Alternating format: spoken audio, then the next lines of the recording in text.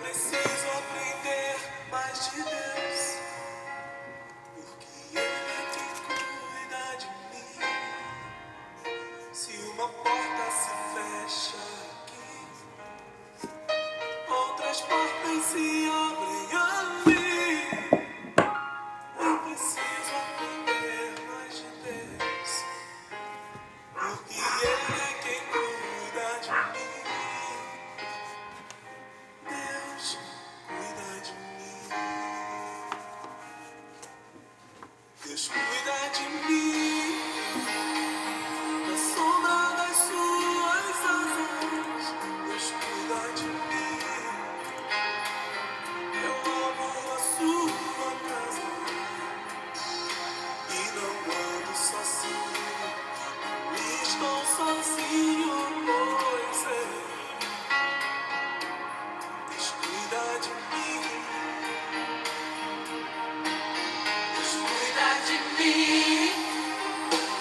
Na sombra das suas asas, Deus cuida de mim. Eu amo a sua casa e não ando sozinho. Estou sozinho, pois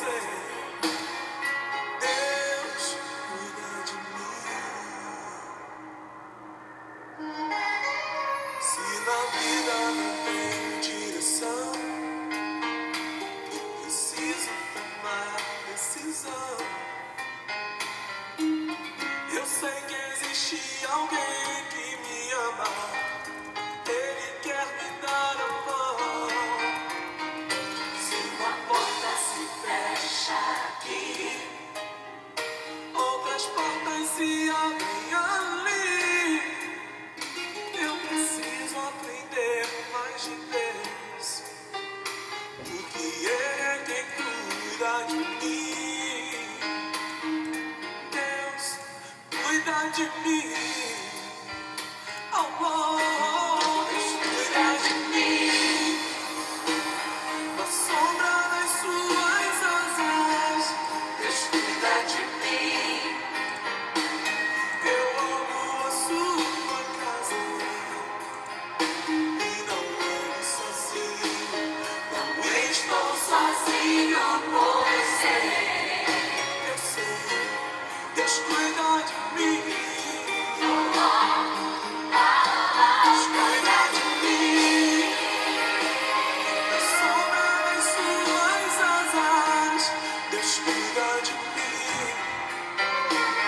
Eu amo a sua casa e não ando sozinho. Estou sozinho, pois Deus cuida de mim.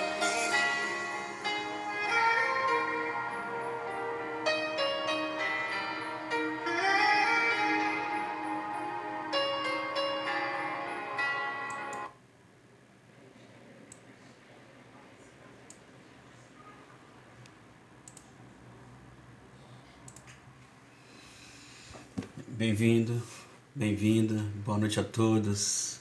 Bem-vindo a mais essa roda de conversa nossa aqui, né? Nesse canal, nesse momento de isolamento, né?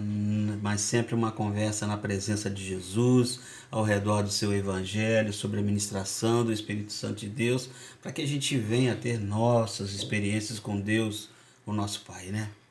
Eu quero convidar você a orar comigo nesse momento. Vamos orar?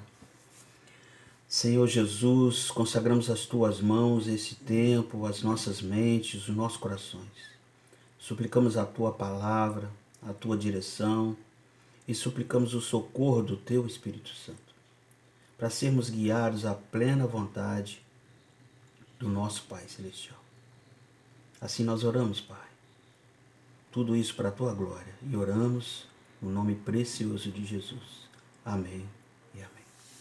Amém, meus queridos. Vamos falar um pouquinho aqui, antes da gente entrar na nossa conversa dessa noite, na palavra dessa noite, sobre o Covid-19, né? O nosso retorno ao templo. Estamos vivendo ainda essa pandemia, essa quarentena, hoje dia 15 de julho, e as notícias são assim muito contraditórias, irmãos. Por um lado, há um retorno das atividades, a cidade se abrindo, mas por outro lado, as notícias de que o índice do contágio ainda é crescente, mais do que crescente, pior do que crescente, ele é acelerado. Então, nós estamos vivendo ainda essa pandemia, essa quarentena, e assim, o número de mortes, de vítimas dessa Covid, infelizmente, ainda não caiu. Aí nós recebemos notícias das cidades do nosso Brasil que abriram e agora está retornando para o isolamento, fecharam de novo. O Rio de Janeiro está numa decrescente, está abrindo as coisas, mas pode acontecer isso também. Então nós recebemos notícias de cidades que têm a sua rede hospitalar sobrecarregada. Eu acabei de ouvir a notícia de que há cidades com 100% dos leitos de UTI ocupados, né?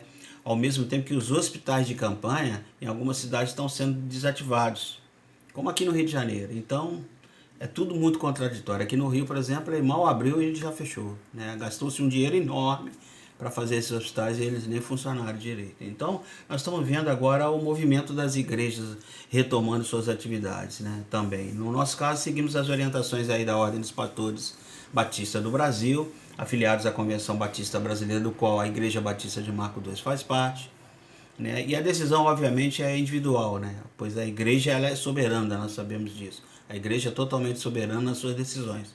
Ela segue a orientação da ordem, mas ela é soberana para decidir quando volta e de que forma volta. É independente e cabe ao pastor e à liderança essa decisão. Nós aqui da Igreja de Marcos II, da Igreja Batista de Marcos II, nós optamos pelo nosso retorno ao templo a partir de agosto. E se estiver tudo de acordo, nós vamos retornar no primeiro domingo de agosto, mas com todas as precauções que a gente tem que ter, né? Seguindo aí as recomendações dos órgãos de saúde federal e estadual. E a gente está tentando ser aí, irmãos, coerente com a realidade, porque até o momento, e isso é sabido por todos nós, é uma pandemia que não está controlada, né? Não temos medicamento com eficácia comprovada, não temos vacina para o vírus, então ainda é tudo muito confuso e ainda fora de controle, né? A gente sabe que está meio desgovernada essa coisa, a gente sabe que não é possível tratar de maneira igual, por exemplo, todas as cidades e todas as localidades onde essa pandemia já chegou. Porque em alguns lugares parece que está controlado e aí depois parece que não está mais controlado. Na Europa a gente vê que já está voltando para o isolamento por conta de uma segunda onda do vírus que está chegando. Enfim, isso chama a atenção da gente e exige da gente cuidado.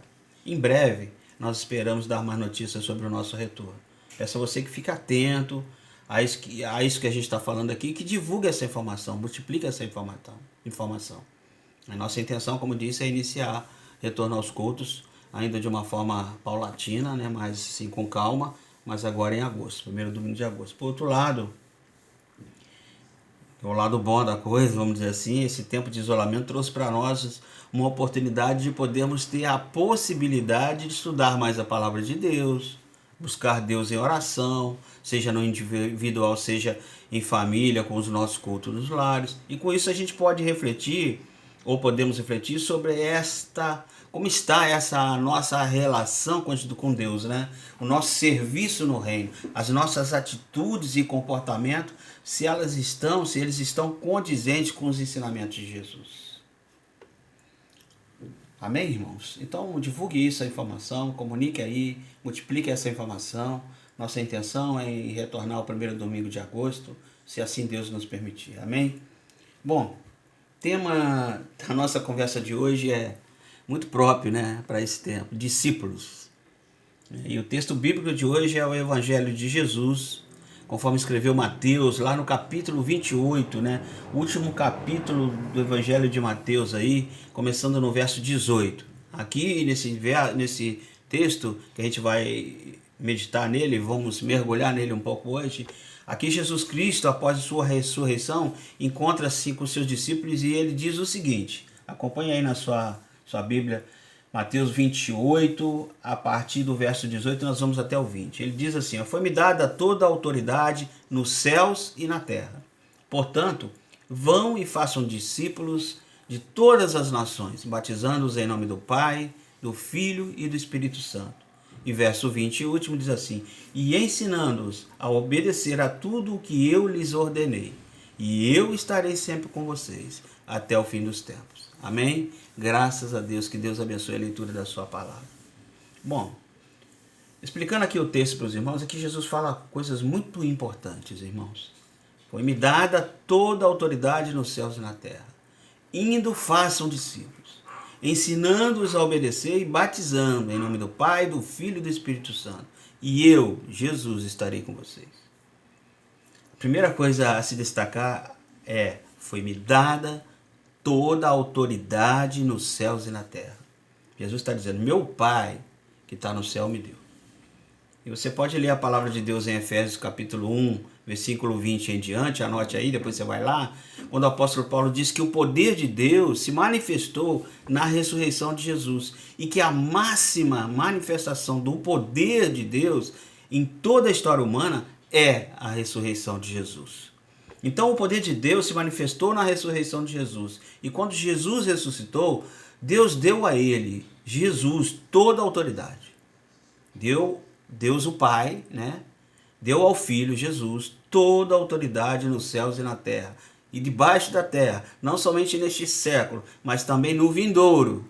E ele sujeitou todo o nome ao nome de Jesus Cristo, nosso Senhor. Amém, querido? Então, toda a autoridade foi dada, diz Jesus. A palavra que Jesus traduz aí no grego é exousia, né? Que significa legitimidade, capacidade, autoridade. E é muito importante que Jesus está dizendo que foi me dada, está dizendo Jesus, diferente de Lúcifer, por exemplo, que pretendeu ter autoridade, que cobiçou toda a autoridade sobre o universo criado por Deus. Lúcifer, a ele não foi dada a autoridade, né? Adão e Eva, por exemplo, os nossos pais ancestrais, ou a humanidade, como queira tratar, entregou a Lúcifer essa prerrogativa de ser o Deus deste século. Mas essa autoridade que sai das mãos da raça humana, que começou lá com Adão e Eva, e vai para as mãos de Lúcifer, é uma autoridade usurpada, porque ela pertence ao Pai, nosso Deus. E aí você fala assim, bom, mas como é que isso foi acontecer, pastor? Bom, foi acontecer porque essa foi a regra do jogo que Deus, o Pai, o Criador, estabeleceu. Salmo 115, versículo 16, diz assim, que os céus são os céus do Senhor, mas a terra ele a deu aos filhos dos homens, e os filhos dos homens deram a autoridade que receberam por delegação de Deus para Lúcifer.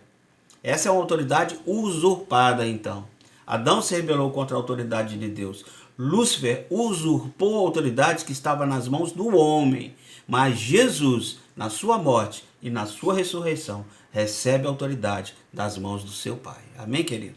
Por isso que essa afirmação de Jesus aqui, toda a autoridade me foi dada. Ele está dizendo assim, eu não usurpei, eu não roubei, eu não tenho uma autoridade que não seja legítima. Jesus está dizendo, eu sou o Senhor. E ele não está usurpando a autoridade de Deus. O Pai dele lhe deu essa autoridade. Então ele diz, vocês agora vão e façam discípulos de todas as nações. Digam isso, disse Jesus, que existe um Senhor, que existe um soberano legítimo e que qualquer outra autoridade que não se submeta à minha autoridade, a autoridade de Jesus, é uma autoridade que deve ser rejeitada, deve ser rechaçada. Isso é muito importante na sua vida. É muito importante você pensar sobre isso, sobre a autoridade de Jesus sobre a sua vida. Toda autoridade que não esteja sobre a autoridade de Jesus, então, acaba se tornando um demônio na sua vida. Literalmente um demônio na sua vida. Toda inteligência, toda potência, todo poder que pretende manifestar-se no mundo, expressar-se no mundo em rebelião à autoridade de Jesus, é um poder luciférico, é um poder satânico, é um poder diabólico. Toda autoridade em rebelião e pretensa autonomia à autoridade de Jesus é uma autoridade que vai oprimir, que vai escravizar e que vai funcionar em benefício dela própria. Porque Jesus é o único que exerce a autoridade sem escravizar. Pelo contrário, Jesus liberta, querido. Jesus é o único que exerce a autoridade em amor. Jesus é o único que estabelece limites para o seu poder. Porque todas as outras consciências que recebem poder, irmãos, tendem a usar o poder em benefício de si mesmo, ou de si mesmas, né? Jesus é aquele que, em recebendo poder e autoridade do Pai, usa em benefício da glória do Pai e usa em benefício da família humana. Percebe? Por isso que Jesus disse, eu vim para salvar, eu vim para redimir, eu vim para servir, eu vim para dar a minha vida, eu vim para dar para que vocês tenham vida. Foi isso que Jesus disse. Então Jesus é aquele que tem autoridade, tem o poder, tem a legitimidade para mandar e desmandar, fazer e acontecer. Glória a Deus por isso. Mas ele não faz isso para escravizar, para oprimir, para destruir. Pelo contrário, Jesus liberta da vida, restaura, redime, salva, cura, perdoa. É isso que Jesus faz. Então quando ele diz toda a autoridade me foi dada, ele está afirmando a legitimidade. Aí ele está dizendo assim, então saiam agora e digam isso por aí. Fazer discípulos é isso, irmãos. É dizer que existe um Senhor do universo e esse Senhor atende pelo nome de Jesus. Jesus é a autoridade máxima. E ele diz assim, saiam e façam discípulos. Aqui parece que Jesus está mandando a gente sair, vão fazer discípulos, né? Mas a expressão aqui na tradução bíblica, na língua grega, é mais ou menos o seguinte, indo, façam discípulos. Jesus está falando o seguinte, que vocês vão estar esparramados pelo mundo. É fato, né? O povo de Deus está espalhado pelo mundo, né? Vocês estão indo o tempo todo. Jesus está falando, então, enquanto vão, enquanto caminham, não se esqueçam. Pelo caminho, façam discípulos. Façam meus discípulos. É isso que Jesus está falando. E o que é fazer discípulos de Jesus? O que é fazer discípulos de Jesus? Duas coisas a gente precisa para fazer discípulos. A gente tem que ensinar a guardar tudo que Jesus mandou, ensinar a obedecer tudo que ele mandou e tem que batizar em nome do Pai, do Filho e do Espírito Santo. Essas duas coisas. Então, primeiro, né, sublinha aí na sua Bíblia, na sua cabeça, na sua compreensão, grava aí na sua mente que fazer discípulos não é ensinar as coisas que Jesus mandou. Não é informar mandamentos. Vou repetir. Fazer discípulos, irmãos. Anota isso, meu querido e minha querida. Não é ensinar as coisas que Jesus mandou. Não é informar mandamentos. Fazer discípulos não é eu dizer assim para você, olha, você tem que perdoar. Não é eu dizer assim para você, olha, você tem que repartir o pão. Não é eu dizer para você, olha, você tem que se sacrificar aí pelo seu próximo. Você tem que ir, você tem que ir, você tem que ir, você tem que ir. Né? Não, não é isso. Isso não é fazer discípulos. Isso é ditar regra na vida dos outros. Então preste atenção. Não, fazer discípulos não é ensinar coisas que Jesus mandou. Não é informar mandamentos. Fazer discípulos não é transferir informação. E fazer discípulos também não é transferir mandamento. Fazer discípulos é ensinar, irmãos, a guardar, ensinar a obedecer o que Jesus mandou. Vou repetir. Fazer discípulos é ensinar a guardar, é ensinar a obedecer o que Jesus mandou que a gente fizesse. Não é ensinar o que Jesus mandou, é ensinar a obedecer o que Jesus mandou. Porque ensinar o que Jesus mandou, eu posso fazer aqui. Eu posso fazer aqui virtualmente, falando com você. Eu posso fazer como uma apostila, né? Como um livro escrito, como esse aqui que eu estou lendo. Uma bênção, a segunda bênção, né? Aliás, vou comentar um trechinho desse livro no final dessa mensagem. Eu posso fazer uma apostila como um livro escrito como esse. Eu posso escrever um livro para dizer para você o que Jesus mandou. É importante. Tanto que estamos fazendo, né, agora, nesse momento, né? Mas não é isso que é fazer discípulos. Fazer discípulo é ensinar a obedecer. É ensinar a guardar. E para ensinar a obedecer e a guardar, não bastam apostilas, não bastam sermões, não bastam cursos bíblicos, não bastam pregações e vídeos no YouTube. Para ensinar a guardar, a gente precisa conviver. Por quê? Você tem que ver na minha vida funcionando aquilo que eu digo que você tem que fazer. Não é só fazer o que eu mando você fazer, mas ver em mim a coisa acontecendo. Percebe? Você tem que conviver. Entende? Quando eu digo assim, olha, você tem que perdoar. Jesus mandou você perdoar. Ok. Jesus mandou eu perdoar. Mas você perdoa? Ô Fernando, você perdoa as pessoas? Como é que você perdoa as pessoas? Como é que você reage às ofensas? Como é que você reage às agressões que você recebe? Como é que você trata as pessoas que traem você, que fazem o mal a você? Como é que você trata essas pessoas? Aí você tem que ver como é que eu faço. Percebe? Tem que caminhar junto. Simples assim, porque quando você vê como eu faço, aí então você está aprendendo a fazer. Não apenas sabendo ou conhecendo o que você deve fazer, mas como fazer. Por isso é que Jesus, e você pode ver isso em Marcos capítulo 3, versículo 14, e é muito interessante. Jesus chamou lá seus 12 apóstolos, ou seus 12 discípulos, ainda eram discípulos nesse momento. Em Marcos 3,14 diz assim: Jesus chamou 12 para que estivessem com ele, andassem com ele, convivessem com ele, comessem na mesma mesa onde ele comia, andassem pela mesma estrada por onde ele andava, dormissem na casa onde ele dormia, estivessem com ele. Então, irmãos, convivência, andar com, aprender com a pessoa ali, olho no olho, né? Passo a passo, né? E lembrando aqui que eu já falei disso, dos talmidim ou talmide é um discípulo, é aquele que segue seu mestre, né? E no final do dia, ele está coberto da poeira dos pés do seu mestre.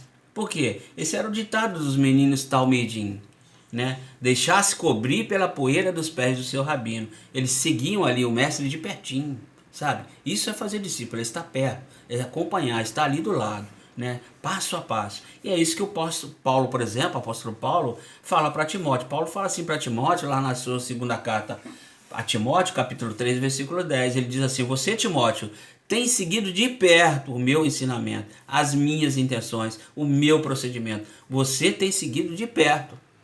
E sabe que essa expressão que Paulo usa para Timóteo aqui no capítulo 3, versículo 10 da segunda carta que ele escreveu a Timóteo, é como se Paulo tivesse dito assim: ó Timóteo, você tem aí uma lupa, né?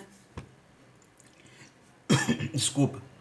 Você tem uma lupa aí em cima da minha vida, você me segue de perto, você investiga a minha vida de perto, você conhece a minha vida, você sabe como eu vivo, né? É assim que a gente faz discípulos, irmãos. A gente não faz discípulo ditando regra na vida das pessoas, ou e doutrinando e catequizando as pessoas. A gente faz discípulo ensinando as pessoas a viver como Jesus viveu e como Jesus deseja que seja a nossa vida. Percebe? Então por isso é ensinar a guardar, mas também batizando. Bater na Bíblia aqui, ó. Pegar a Bíblia, ensinar o cara, andar do lado, acompanhando você, ensinando ele a guardar e batizar.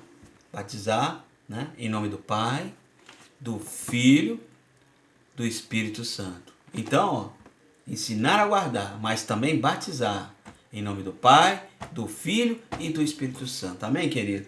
É isso. E sabe que no início lá da era cristã, os cristãos, eles eram batizados debaixo de uma confissão. E a confissão era: Jesus Cristo é o Senhor.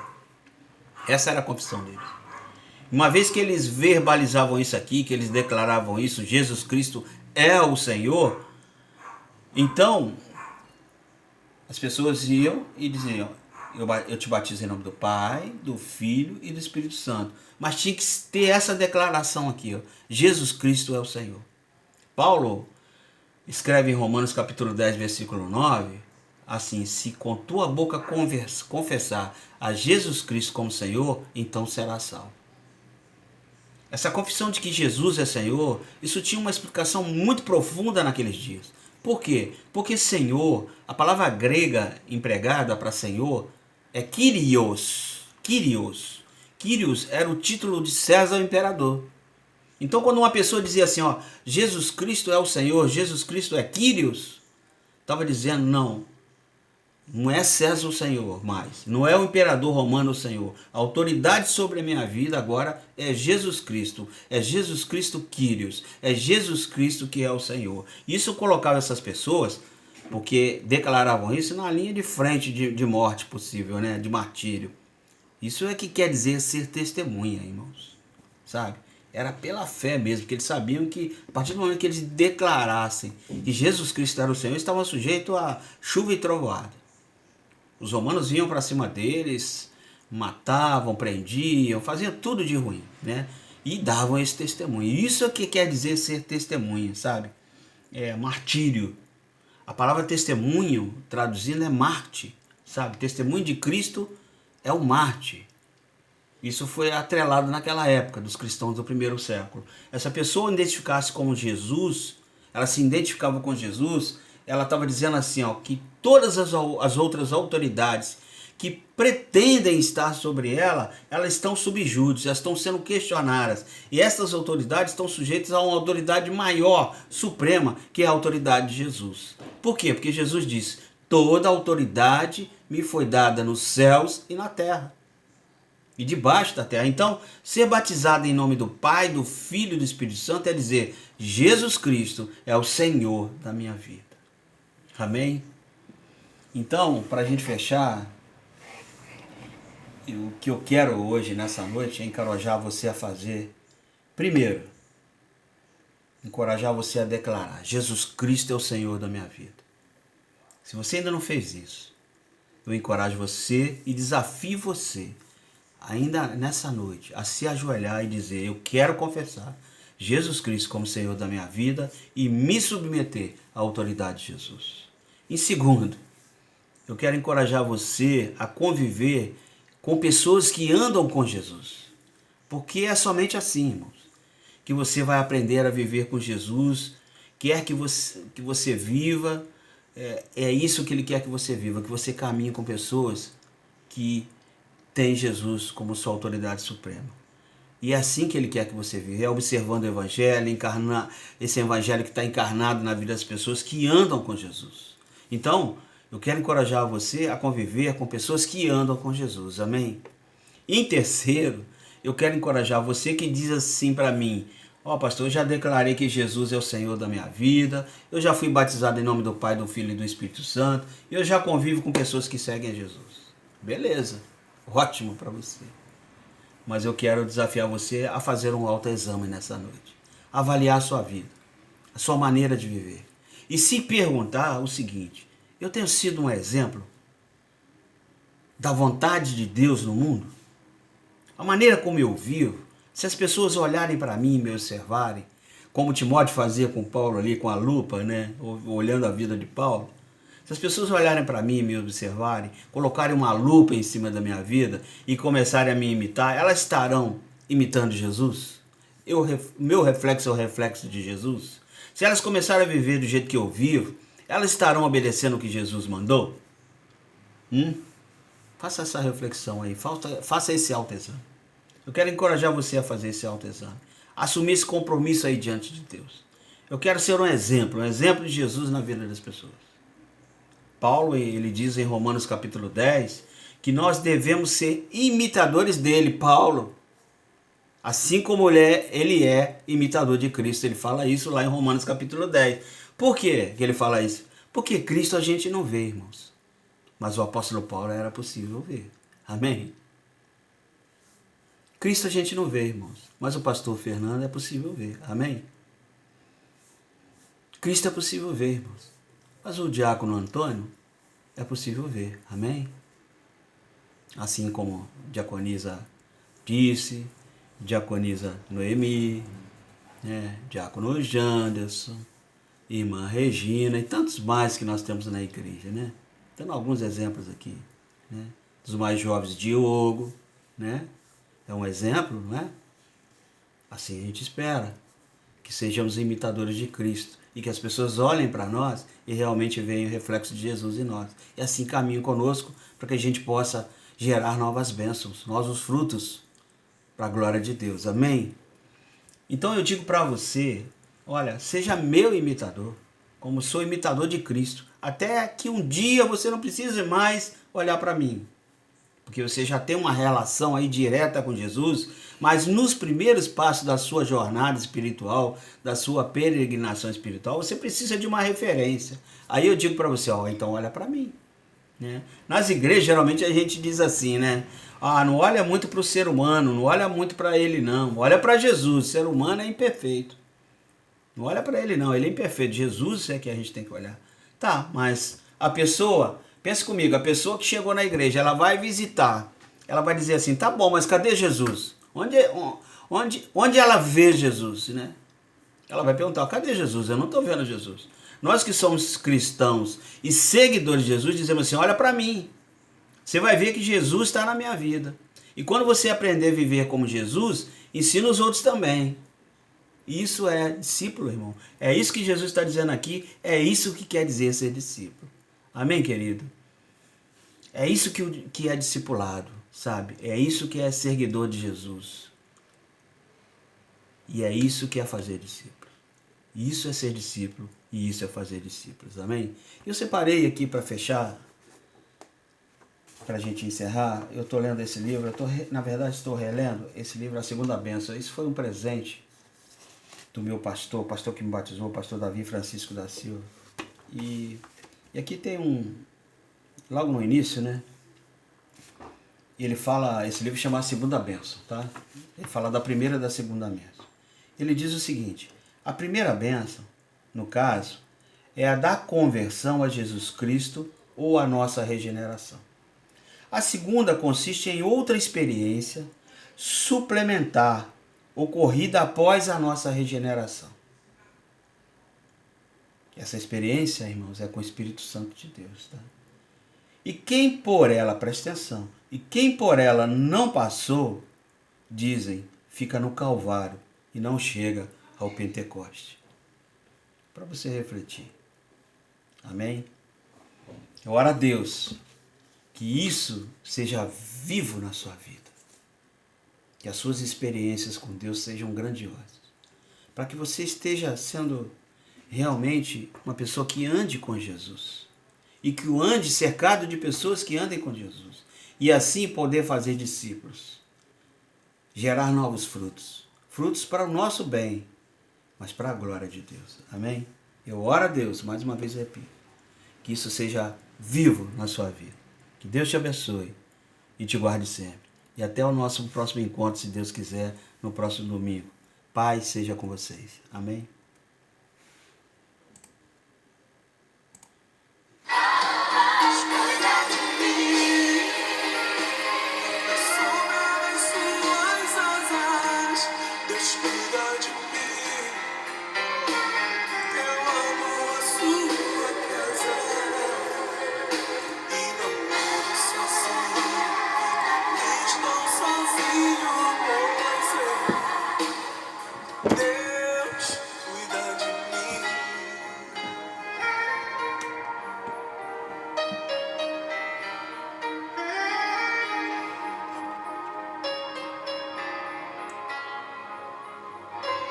Deus abençoe.